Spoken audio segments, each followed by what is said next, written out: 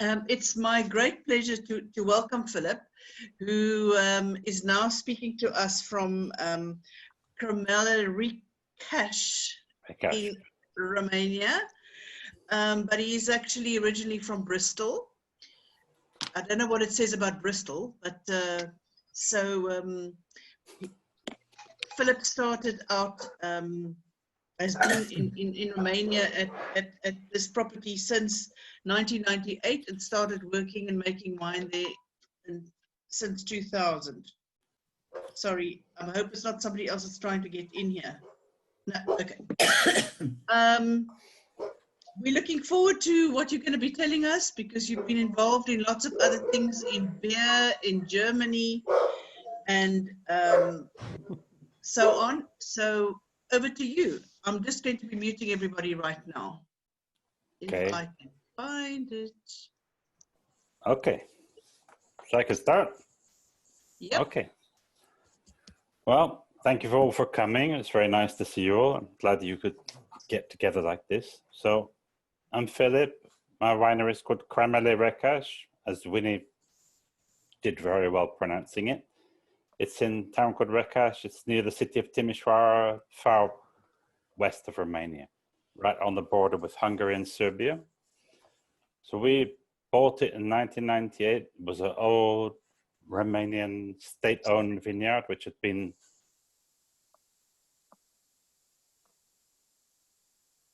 we bought it back from the government, and since then, at the time, it didn't have any business. It was just a vineyard. It didn't have any wine production or sales, so it was just a vineyard. And we've invested a lot of money in it since then and turned it around. Now it's actually it's the largest wine company in Romania right now. 1,250 hectares, 25 million bottles last year. It's the biggest producer of premium wines in Romania. We sell about 1 million bottles that are over €8.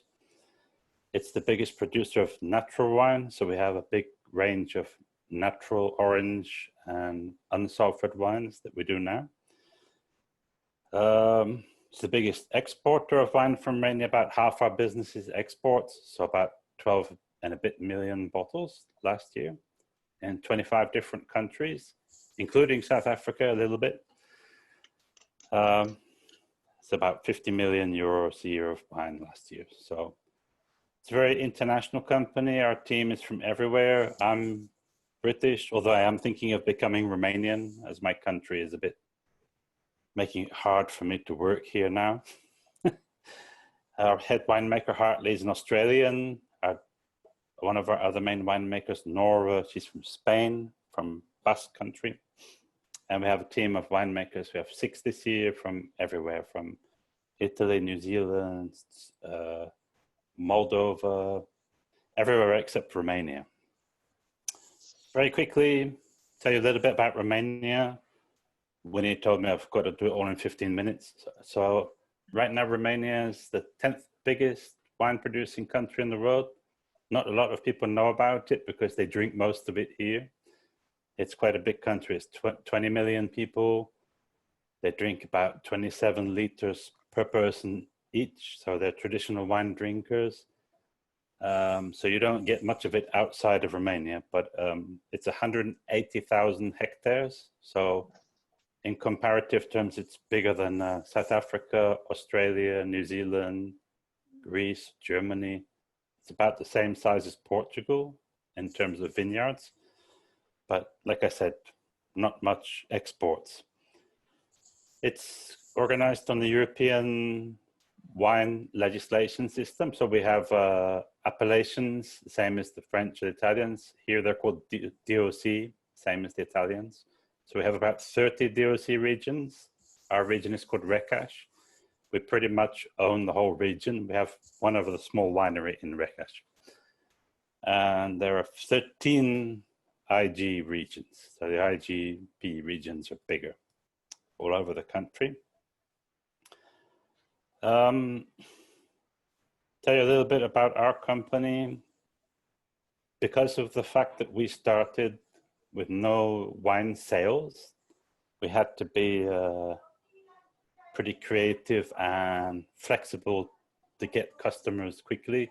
We also couldn't get any bank loans back then, and we didn't have any money either. So we had to find a way of selling wine very quick to make our company work and pay back all of the things that we invested in it. So we've been constantly innovating, I think, and doing new things, doing customer-oriented flexibility, making wines and packaging and styles of wine that each country wanted. So that can be from, you know, anything from being the first company to use screw caps here back in the 2000, 20 years ago, or to being the first company with natural wines, with orange wines also. Right now, we've been focusing a lot in the last few years on sustainability and low intervention winemaking, which is something our customers are asking for. So that means we've been taking out a lot of process steps in the winery that involve fining. We don't do any fining on our red wines. We only use a little bit of potato protein on our white wines. So all our wines are vegetarian, vegan, actually. We don't do any irrigation. We use 60% of our electricity from renewable sources, mainly hydro. We have a big hydro place up the road, which helps. And, you know, other stuff like using electric hybrid cars for all of our company, recovering sprays in the vineyard. We have a spraying system which has kind of like a big vacuum cleaner on one side of the row of vines. It goes above the vines, sprays on one side, sucks up the excess spray on the other side. So this means you use only 20% of the chemicals, 80% less, and also you use 80% less water, so you don't have to pull all that water around the vineyard and use a lot of diesel doing it. So things like that. Recycling the water that we have in our winery. We have a big water treatment plant that can clean up all the washing water, and we can reuse that several times. But it's not with chemicals, it's all with microbes, and it's ecological. So this title of this thing was supposed to be about sales trends. Where do we sell our wine? So biggest markets where we sell our wine right now are Germany, Netherlands, the UK, America, and what I would say the upcoming markets are Asia, Japan, and Korea. It's changed a bit during this virus situation which we have right now with the COVID, pretty much in function of how each country has done managing the virus. That's pretty much how their wine sales are going. So Romania, it's been good. The government was very strict very early. It got everybody locked down at the kind of the end of February. Schools were closed. Our lockdown was much stricter than what they had in England. I can tell you that because my mum told me. We weren't allowed to go out without a good reason, and they've kept the cases really low. Here we have less than 1,000 people dead. So, and now things are starting to get back to normal here. The schools are opening on Monday. Send the kids back to school. That's good. Shopping malls are opening on Monday. Already we have quite a lot of public things that are opening. So it's getting back to normal. So the countries which did best are selling more wine. So South Korea is really taking off now. Japan also helps that they both had trade deals with the European Union this year, which means our wines are now tax-free there. So that could be one of the reasons they're selling more wine. Japan is almost all orange wine for some reason. Japanese, they really like They like natural wines a lot. But then in Europe, Germany is doing really well. They managed to deal with the virus quite efficiently, and they've been growing our wine sales there. In Romania, it's been quite tough because the restaurants are still shut. So we had a lot more restaurant business over here in Romania. About a third of our sales in Romania were in restaurants. So it's stopped. The sales in supermarkets have gone up a little bit, but restaurants have stopped completely. So I don't know if it will carry on like that, to be honest. You can speculate.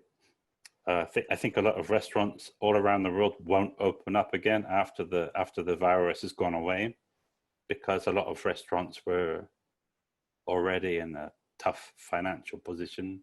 Definitely here in Romania, a lot of them were on borrowed time. So we will see. I don't think the economic shockwave of the crisis has really hit yet. So it probably will get worse before it gets better. There's a lot of countries around the world, a lot of regions which have a lot of excess wine now. The people that were very involved in the restaurant business, they all have too much wine to sell. So obviously wine is going to start getting cheaper from people that have too much stock.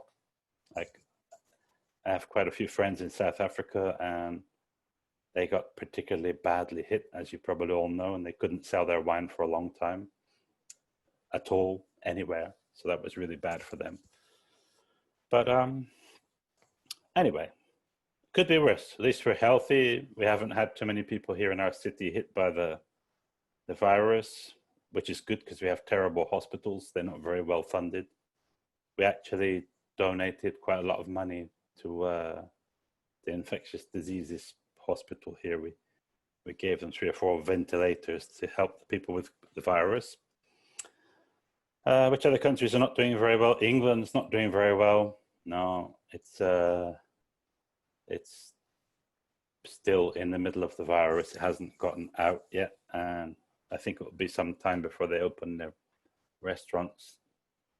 I don't know if there's an official date yet, but it doesn't look like it's going to be soon. And pretty much as soon as they get through the virus, they're going to have to deal with Brexit, really, which is really supposed to happen at the end of this year, beginning of January, which I think might be worse than the virus. But anyway, I'm not supposed to talk about that. So we will see. The last thing I will say, and then you can all ask me questions, is that all around the world, there's a lot of wineries that were already struggling before this virus outbreak.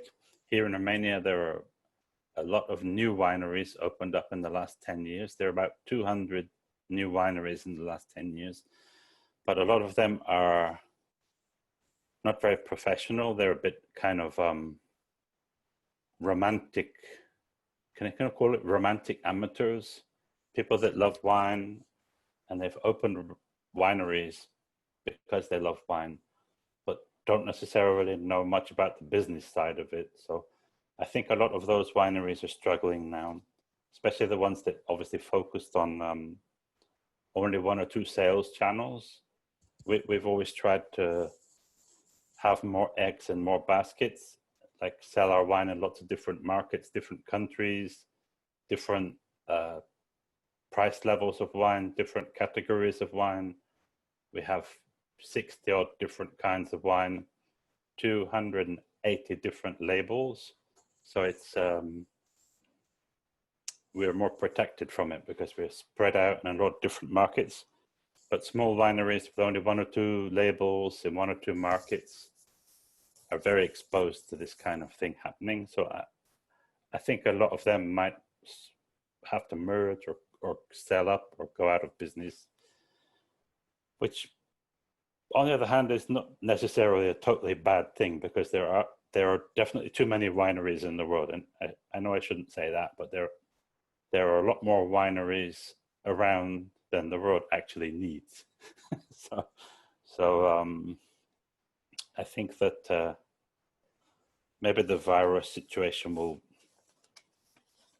slim things down a bit, but it certainly make wineries more focused on spreading risks and on new ways to sell wine. So we've been working a lot more with online sales. That's definitely one of the big winners of this situation. So we have quite a few big online companies that sell our wine online in Ireland, Virgin Wines in the UK, and Majestic Wines in the UK have quite a big online and home delivery site that's been going fantastically well, even though their shops are shut. So that's definitely something I think that will stay. That's going to go on into the future. Selling in different markets is very easy when you're a winery. You get one big customer. You can take things easy and not look for new ones. But that's obviously a mistake, because if your big customer lets you down, it's very bad. So we spent a lot of time and effort trying to sell in countries that we didn't initially sell to. So me being English, our biggest market at the beginning was the UK, but we spent a lot of time in the last 5 years trying to develop all these other markets around the world. So Germany, Holland, the Asian markets. So I'm glad we did that. It's been going very well now. And also investing in the products is very important. Improving quality. I think we've invested 50 million euros in the 20 odd years we've had this company. So we completely changed the whole of the winery. Everything has been renewed. We actually have built 2 new wineries last year in the east of the country, because we also buy grapes from down by the Black Sea, which is right over in the east. So I've been spending money on more equipment, most modern equipment, best people, good winemakers, which are expensive, and constantly improving the products. It's very important from where we are, because we don't have the benefit of being from a famous region like the people from Bordeaux or Stellenbosch or, I got it right this time, Pearl. We don't have that. Nobody knows where we're from.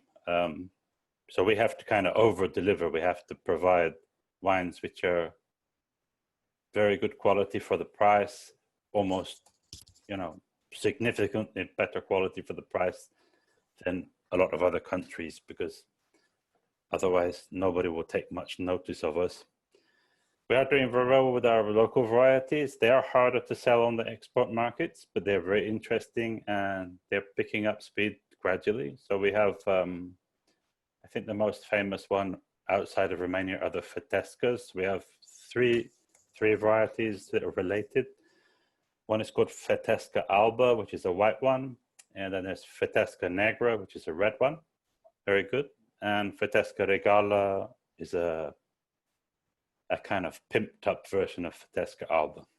And we've been gradually promoting them. So we sell them in some countries, like in the UK, we sell them in a supermarket chain called Asda, which is part of Walmart, big American company. And in time, it's really picked up, and it's actually our biggest selling wine in Asda now. At the beginning, they only wanted to buy Pinot Grigio, but gradually people are getting more interested in the local varieties. And also we have one called Negro de Dragașan, which is quite a new variety. We were one of the first people to make it. It's a red variety. It's a cross between Negro Vertos, which is a very old Romanian variety, and Saparavi from Georgia. So we're doing a lot of things like that. We sell that one in Germany, in Penny Market. It's difficult. People don't know how to pronounce them, but they do like the wine. So we find ways to get people to buy it by making nice packaging for them, something which attracts the people in that particular country. And also this whole thing with the natural wines has become quite a big thing for us. It seems to be growing.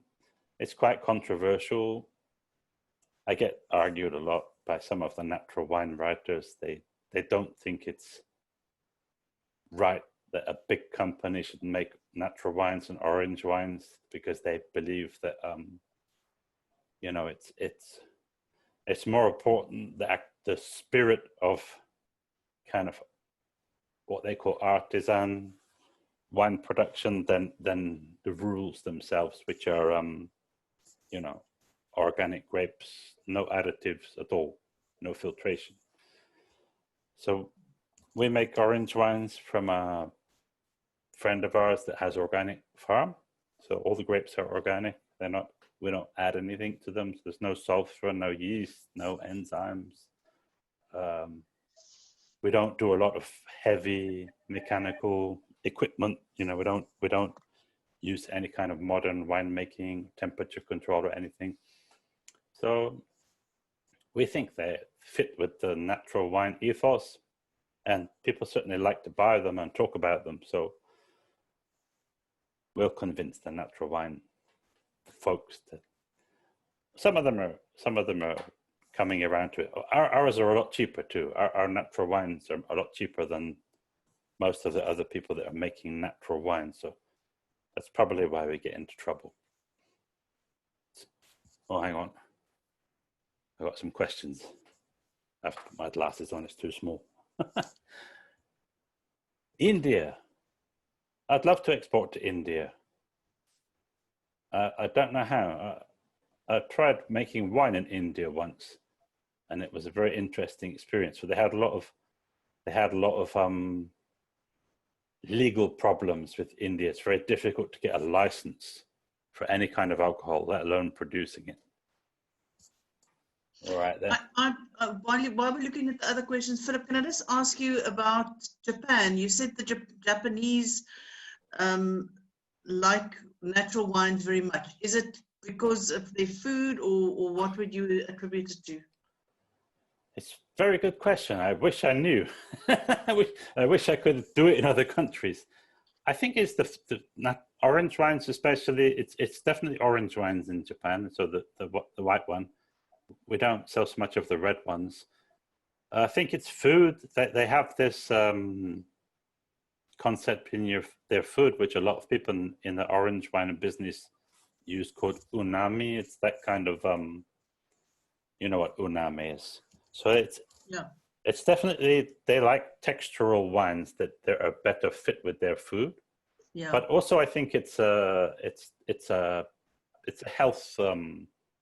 It's a health thing too. They live in a very ultra manipulated, ultra high tech society, and their food industry is quite a lot borrowed from the American food industry. So that people are trying to bombard them with a lot of very modern products with a lot of additives, and they don't like that. They're quite a traditionalist people, and I think it's a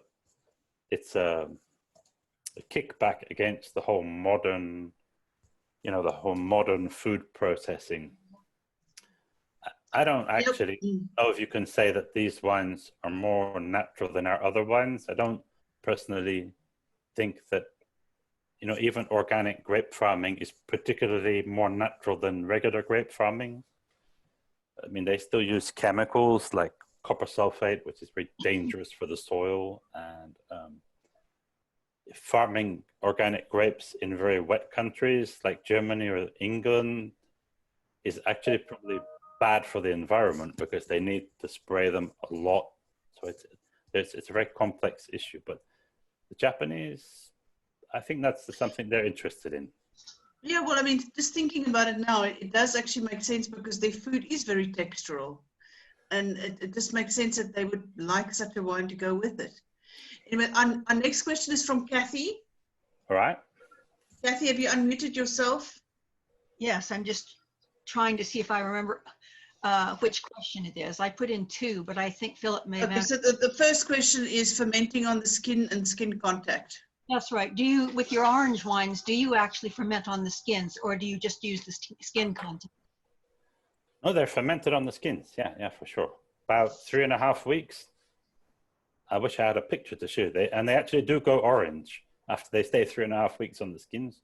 So we just put them into red wine tanks, exactly the same like red grapes.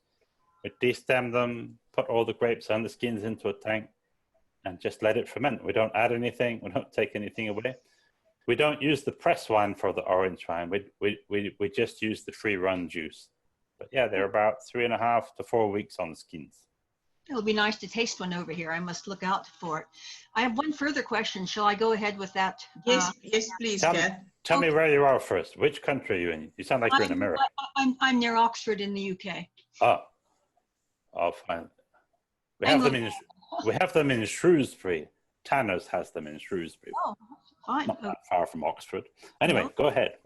My other one is, when I visited a few years ago, you said that your local grapes, in order to open the export market to them, you tack them on to the international grape varieties like Pinot Noir and in little words, Fidescos of one sort. Do you still feel that you have to do that, or do you find that the local grapes now stand by themselves? To be honest, it depends on how long we've been on the market in the country. So I think in England, where we've been on the market for longest, it's just starting to get more interested in Romanian varieties now.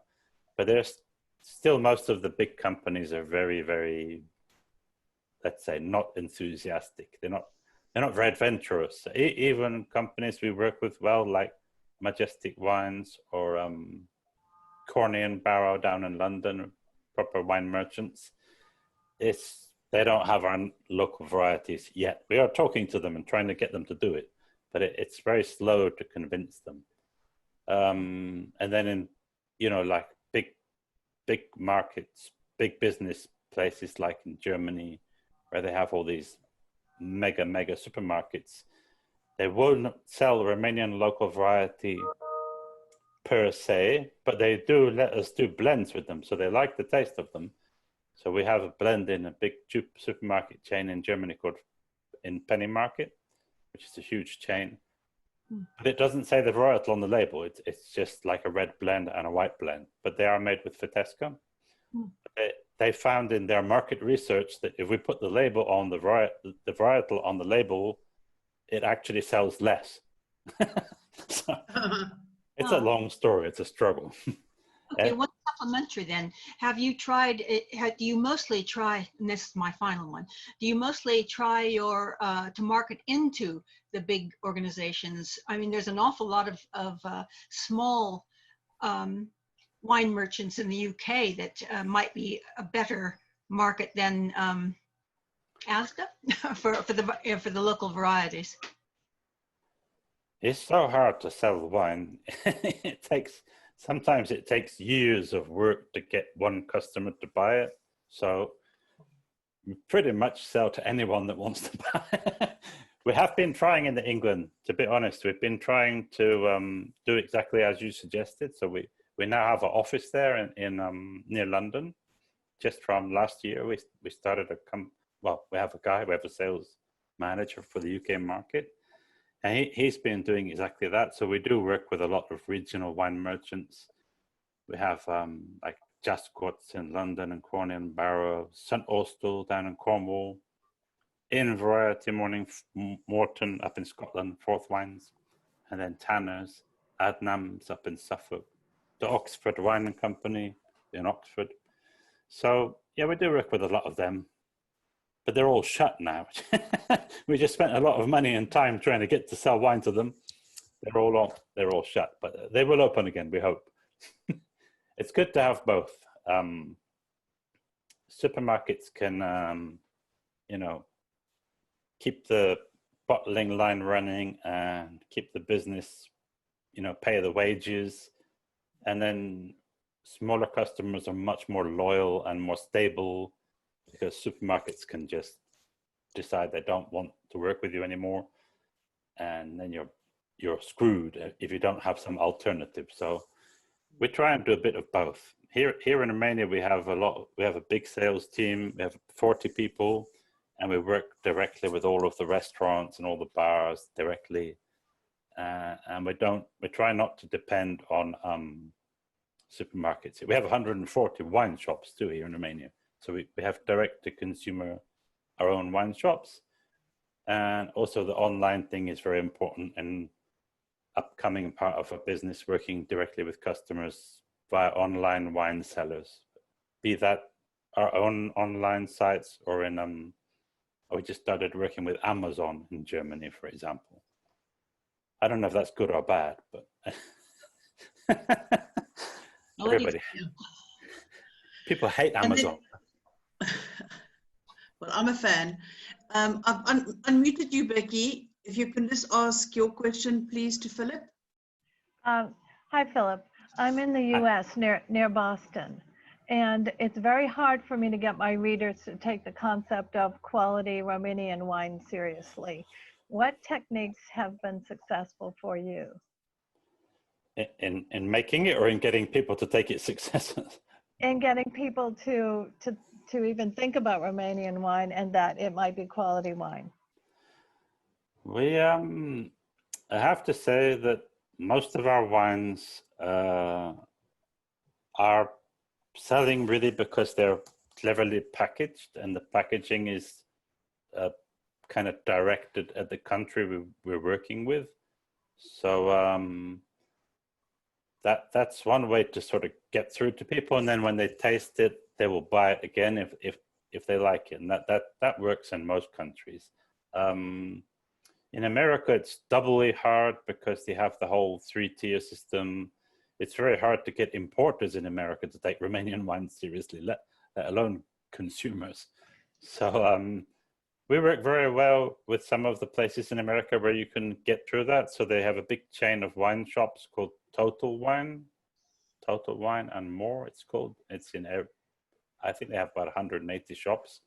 So we sell quite a few wines to them. I think we have 8 wines there. And I don't know who's buying it, if it's Romanians living in America or it's Americans, but it's working very well. We try very hard to do things with wine writers and with the press and with our social media sites. It's not easy because not many of the other Romanian wineries want to make exports.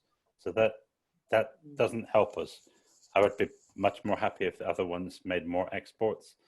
But it's a supply and demand situation here where there's actually more wine drunk than produced. So it's much easier for the local wineries here to sell their wine inside Romania than it is to try and export it, except for this year when all the restaurants are shut. So yeah, we need to work on the press. Niches is helping. So for example, our orange wines, which in America, we couldn't call them orange wines.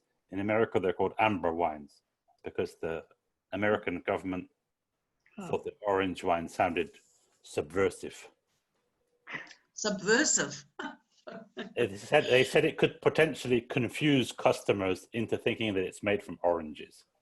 Oh So my word. Yes, we are easily confused here. Agent Orange.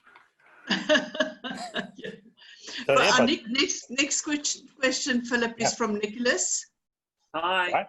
Hi, Nicholas. Hi, Philip. Hello. Thank you. I've got a couple of things. First one, you mentioned when you were talking about your work in the vineyards, you've got a machine which sprays and then it sucks in the residue of the spray. I'm interested in that technology. I was wondered if it's been used elsewhere or if it's quite a new machine. And if you know what the machine's brand is or the name, it'd be useful to have.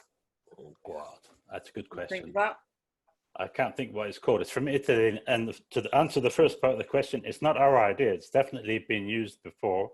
And I think it's quite popular in Italy. It's not, and not just for vineyards. I think they use it a lot in apples as well. Okay. I can't for the life of me remember the name of what it's called.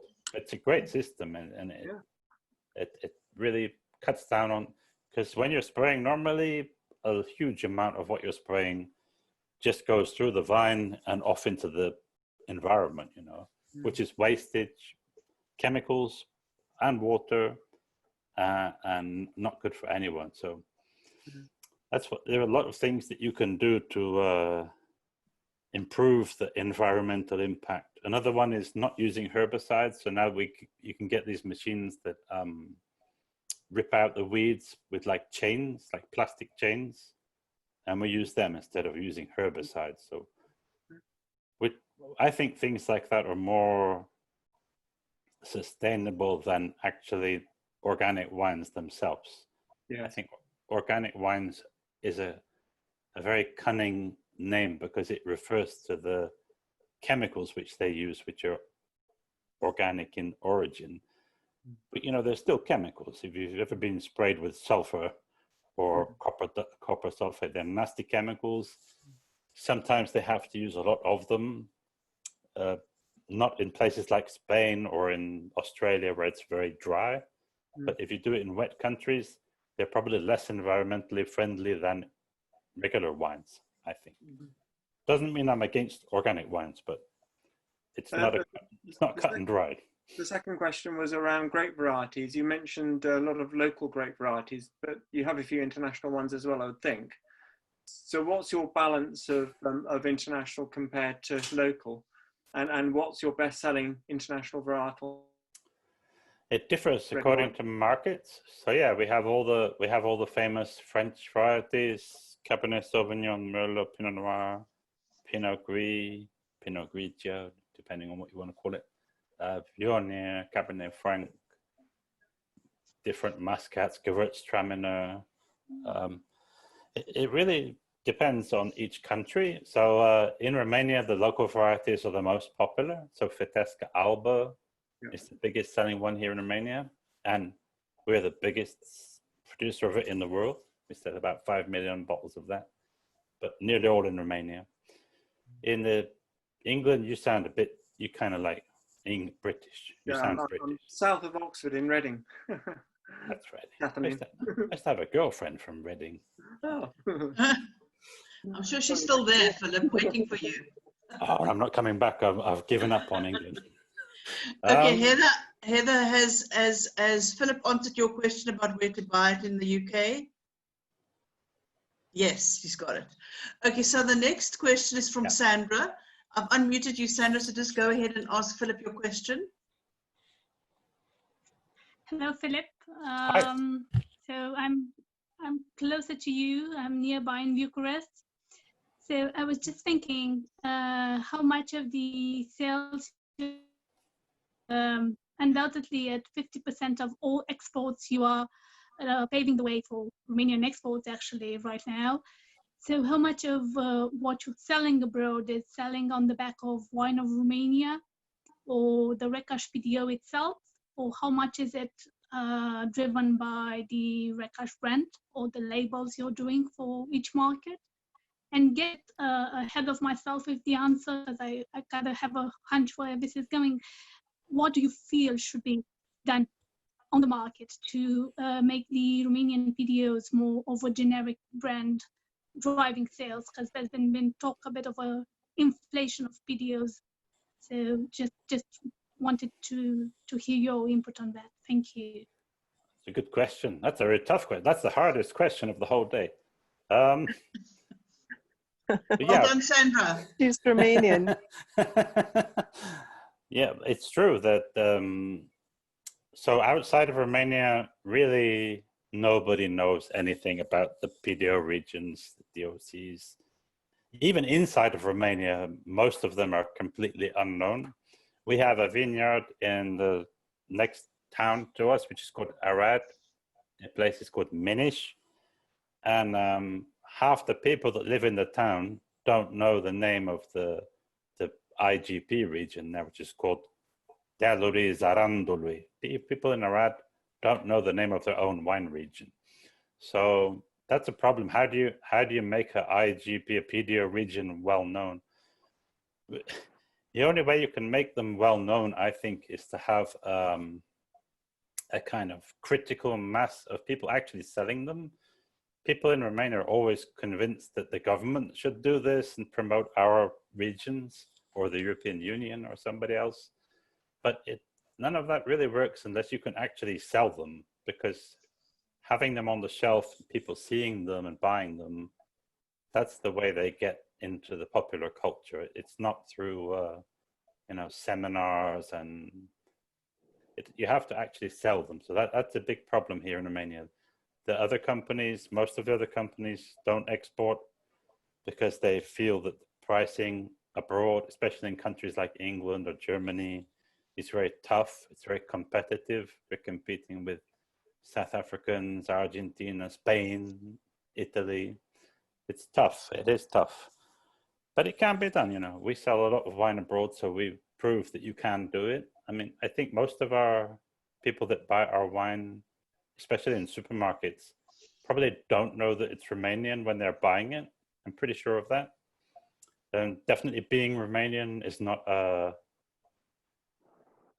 cue for people to buy it. It's, at this time, it's not a help in supermarkets. The situation is different in wine shops and in restaurants. In wine shops and restaurants, it's people are looking for something new. It's good to have Romania on it. It's good to use the DOC region, DOP, VDO regions. But there are too many of them in Romania, and there are 30 DOC regions, and I couldn't even recite them all to you, and I buy grapes in most of them, so I should know them. But there's too many, and they keep changing them. The rules are not very selective, let's say. They all have the similar rules. They're not very distinctive between them, but they do have a lot of great regions here. They have great terroir. They're all good grape producing regions, but in order for people to know them, you need a lot of work and people selling more wine. That maybe could happen now that the market in Romania has been very gravely upturned by this virus situation. I think people might start looking towards export more, you know, to spread their risk. So I hope that answers your question. Takes time. Thank you. Thank you. Philip, our next question is from Ruma. Ruma, I've unmuted you. Yeah, hi, Philip. I'm in Hi. India, but more importantly, I'm part of the class which did Romania as our research project for our diploma last year. And I think you sent us some inputs as well. Thanks for that. In fact, several of my classmates are here listening in on this webinar. So when we visited Romania, there were a group of us that visited there, thought the native grapes were absolutely spectacular, the premium wines, at least I did. And how do you see the native grapes doing in the post-COVID scenario? I mean, given the problems that you mentioned earlier, the difficulty in pronouncing, you know, the unfamiliarity with the grapes and all those issues, because really that is part of your Romanian premiumization move, you know, the differentiator, so as you would. What do you think about that? What are your views? I think that it's really important now to develop these local varieties, because right now we're in a situation where the wine market around the world is really, is it a bear market or a bull market? I can't remember. It has too much wine and not enough customers. So it's a very, very competitive time, and you know, all the big well-known international varieties are getting cheaper on the world market. So, you know, Pinot Grigio and Tempranillo and the very widely produced varieties are all getting cheaper. So we are trying to focus on the local varieties. We're trying everything we can to convince our customers to try more of them and to get them working in different ways. And then I think we are succeeding in, you know, in a variety of approaches. Sometimes we have to use a niche to get people to use them. So for example, our orange wines are all made from local varieties. We have Tamoiaso Romanesca and Fetesca Alba in our orange wine. And we're going to do a rosé one next year with Cadarca. So that's one way of doing it. We're doing now low alcohol wine and zero alcohol wine, also using local varieties. And we need to do a lot more work and a lot of press information, a lot of working directly with customers, talking about these local varieties. And hopefully if the other wineries start doing the same thing, then they will build up a bit of critical mass. You know, you need to have more than one company doing it. That's the biggest problem. We need to get more people doing it. They need to be in the shops where people can see them. Otherwise, all the promotion work doesn't work if they're not visible in the shops. none of it has any effect. So we have to do a lot of work on it. There's no easy solution to it. Hard work. Yeah. We are trying. We're trying harder this year. I promise. Yeah. I hope you're successful. Thank you. Yeah. Philip, the next question is from Sue. She's from Paris. Okay. Hi, Sue. Hi, how are you? I'm British, but I live in Paris. I just wondered what outlets you use for your wines in Paris, I mean, or in France in general. Do you manage to get a reasonable market, or is it difficult? It's difficult in France. Yeah, I mean, I know it's generally difficult, but I just wondered if you had any outlets that you use. No? We worked for a short while with Nicolas, the wine shop chain, but Big chain, yeah. yeah, but then it got bought out by someone else, or it changed ownership or changed its policy. Yeah, I think it's in private ownership. I just wondered because recently I've been to a few tastings at Lavinia, which is a big wine shop in Paris. It's quite well known, it's very prestigious. And they've been doing tastings with quite a few foreign as in not French, wines. So maybe that's quite interesting. There's also another grouping, which is a friend of mine is involved with, which is Soif d'Ailleurs, where they do tastings by people from different countries. So I don't know. I think there's quite a big market in France hiding there for wines from other countries because younger people are quite interested. There's a big thing for orange wines. The young people are particularly keen on those, and there's quite a lot of us who obviously are interested in wine in general. So I don't know whether that's interesting for you to do, to develop that a bit. Try harder. We have to try harder.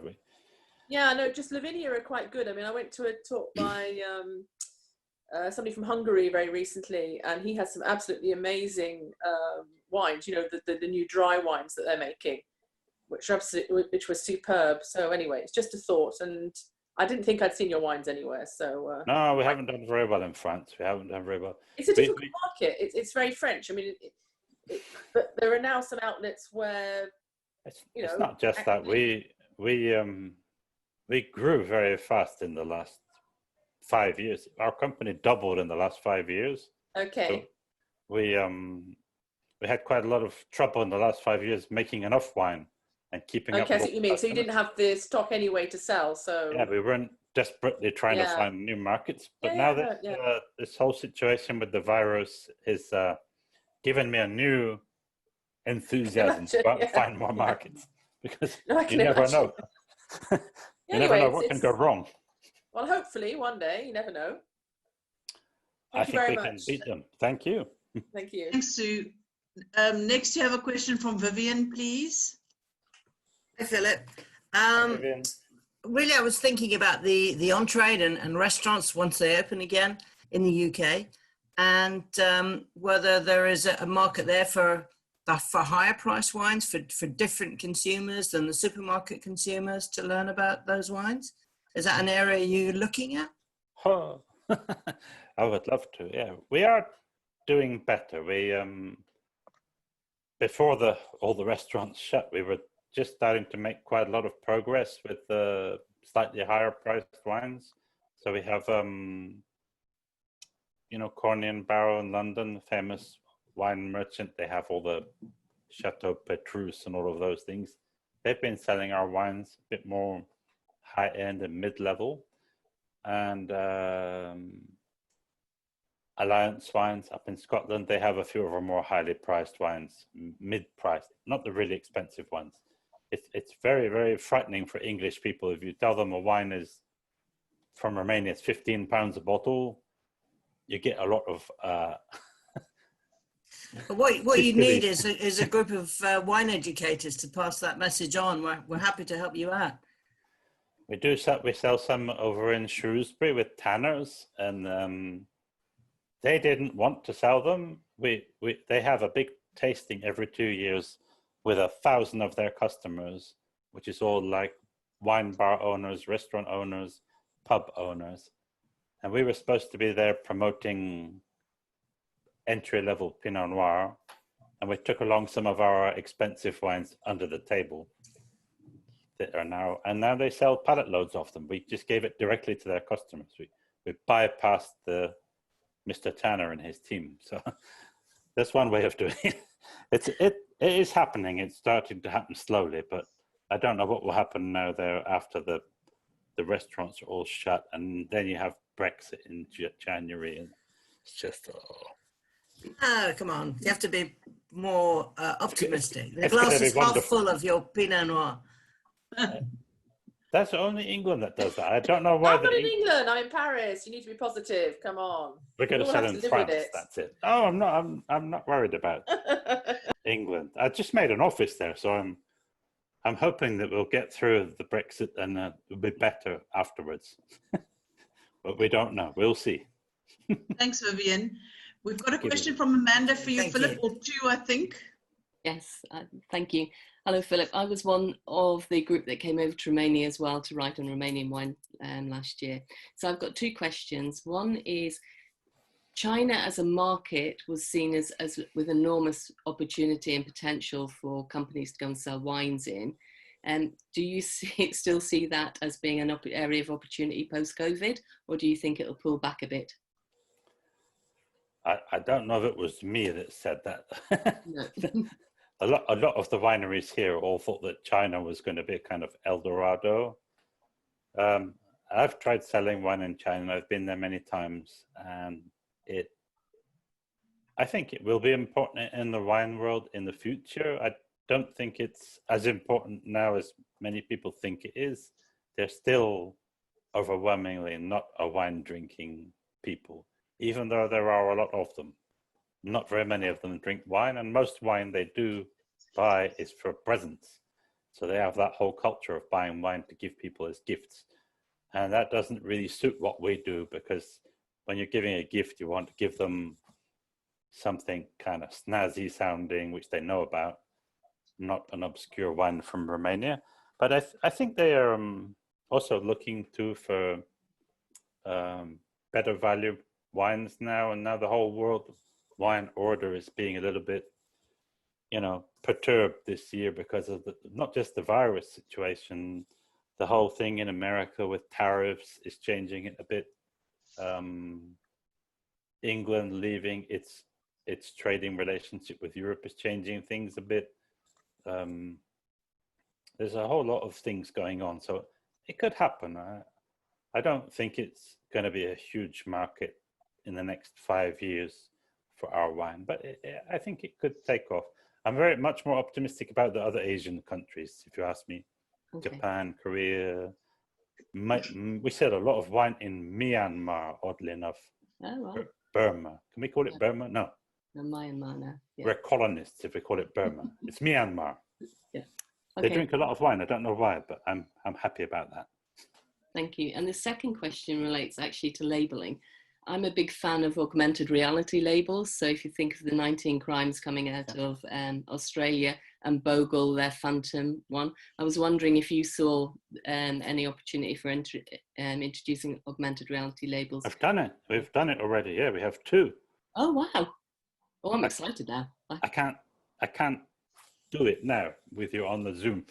I'll send you, I don't know if you tell Winnie, and I'll send one just for you to see. We've been doing it. I think it's great.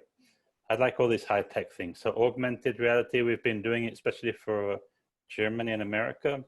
Okay. We have a few products in America. Being Americans, they like the fact that we're in Transylvania, or some of our vineyards are in Transylvania. So we have a wine called Bloody Merlot, and it has blood drops, and oh, fantastic. It has bats flying around. The bats come out of the label and fly around your head, and vampires, but that's all great. I think that's anything that can get young people into to buying wine. Yeah. We also have we're trialing now NFC labels, which is a chip. There's a chip in the label which talks to your telephone when you're in the shop. And cool. It can send you the augmented reality, or it can just send you like a special offer, or it can be in a restaurant and it can say, if you buy the beef stroganoff, you get a bottle of wine from Philip at whatever, a 10% discount or something. Oh, I love it. Love it. Thank you. There's a lot of things that we have to do like that. A lot of things. I think the wine industry packaging is boring, and we need to be more we need to steal ideas from the gin people and from the perfume people. Wine needs to be more exciting packaging for sure. Brilliant. Thank you very much. You're welcome. I got more here. And then we've got a question from Michele from Italy. You're very popular all over the world today, Philip. It's amazing. Hi, Michele. Hi, Philip. Hi. I was just talking to a buyer from Denmark the other day, and she was asking me about suggesting some wineries from Italy that produce orange wines. So, I mean, I'm happy to put you both in touch, even though you're not from Italy, but that's could be something of interest for her. She supplies wines to, she's not a big importer, but she does restaurants in Copenhagen. And I think the people in Denmark are quite into their orange wines. So if you'd like to send me your email, I'll certainly pass that on to her. I don't know how I can do it. I'll send it to Winnie. Yeah, Winnie can send it to me, sure. Okay. Great. All right. Okay. Thank you. Are there any other questions, people? I like this. People selling my wine now. Yeah. Wow. You Well, should all get out there and sell it. I'd also like to know where I can buy it in Cape Town, the center of the universe, which is of course where it should be. As you mentioned, it's here. Checkers? Is there a Yes. Checkers. Oh, okay. I'll go and have a We look. have our Pinot Noir there. It has a picture on the label with people playing the fiddle. It's called Lautaro. Oh, okay. I'll definitely go and look for that. Mm-hmm. Well, that just leaves me to say thank you very much, Philip. This was very enlightening. In the meanwhile, I've also had a message from your friend who's now working in Darling, Razvan. Oh. Philip has a very good friend that lives in South Africa, and Philip actually celebrated his birthday in Paarl at Nederburg when Razvan was still working here. So I'm very pleased to have a connection with at least 2 Romanians now. Mm-hmm. So thank you very, very much. That was very insightful, and I think we need more of these kind of talks. Thanks very much.